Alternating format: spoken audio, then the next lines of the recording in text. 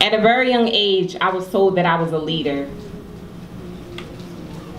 I was told that people were going to want to follow me. There were going to be young ladies and young men that wanted to follow me. My problem is that I wanted to be liked so bad that I was willing to do any and everything when it came to the people that I hung around, that I wanted to hang around. I wanted to be liked by them, so I did things that I knew I wasn't supposed to do. Me drinking and smoking with my friends when my parents weren't around was something that I knew I wasn't supposed to be doing. I knew that God didn't want me to do, but I did it anyway because I wanted to be liked and I wanted to be respected. I wrote a book, and in my book it's called Because No One Told Me, and that book basically just goes through different things that I went through when I was younger that I wouldn't have to have gone through if someone would have just told me. I didn't have a mentor to pull me aside and tell me, hey, you're not supposed to be doing this. Or say, hey, maybe you should do this. You need a mentor, at least one. Someone that can actually pull you aside. Someone that can yoke you up when you're doing something crazy. Someone that can praise you when you're doing something good. Just someone that can give you the direction that you need, because everyone here, we all need direction. And having the wrong direction can make you face some really bad situations. Now, number one, you have to know yourself and know who you are. When I was younger, I didn't know who I was. I didn't understand who I was, what my purpose was, what God wanted me to be. I didn't understand why I looked the way that I did. I didn't understand why I talked the way that I did. I didn't understand why I grew up in the neighborhood I did. I didn't understand why I was dealt the cards that I was dealt. Psalms 138:14 tells you that you are definitely fearfully and wonderfully made. And you're unique. Meaning that God made you in his image. So you're perfect. I don't want anybody to walk out here today thinking that they're anything less than perfect. Because you are exactly who God wanted you to be. You look the way that God wanted you to look. You talk the way that God wanted you to talk. You act the way that God wanted you to act. But it's up to you to actually just work on those things and cultivate the things that he's given you to make sure that you're using it for excellence, right? I'm looking at you guys and I can see that God made each one of us very unique in very different ways. He knew that you would like to sit here and have your hair braided with gold yarn in your hair.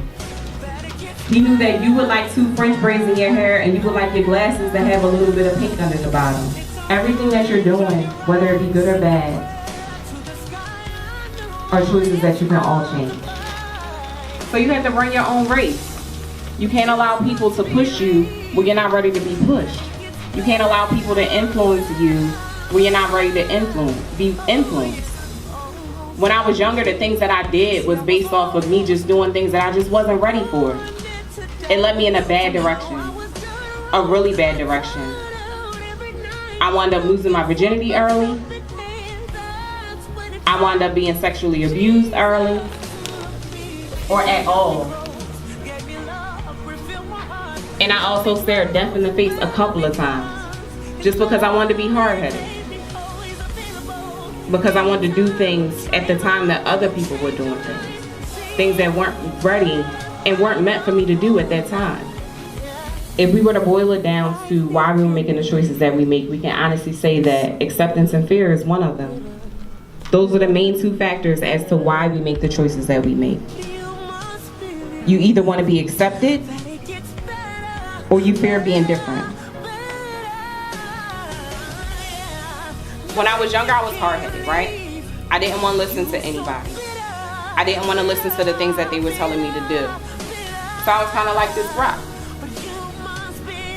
Now this water can be filled with good stuff, bad stuff, but right now let's just pretend that it's good stuff in here.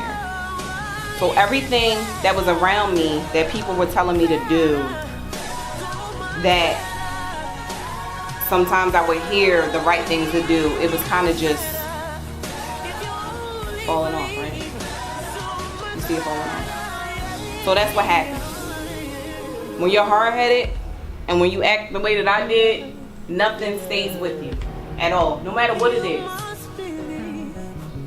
Now this sponge represents everything that I wasn't. Now let's just pretend that this is bad stuff in here. So if this stuff is bad, when you put the sponge in the water, even if you soak up the bad stuff, you can squeeze it out. Right? You can let it go. You have the choice to change. But when it's good stuff, you can soak it all up. You don't have to let it go. You can detain it. You can hold on to it. Are you going to live free and follow what God wants you to do? Or are you going to continue to be enslaved by fear and acceptance? Are you going to be a rock? Or are you going to be a sponge? Thank you.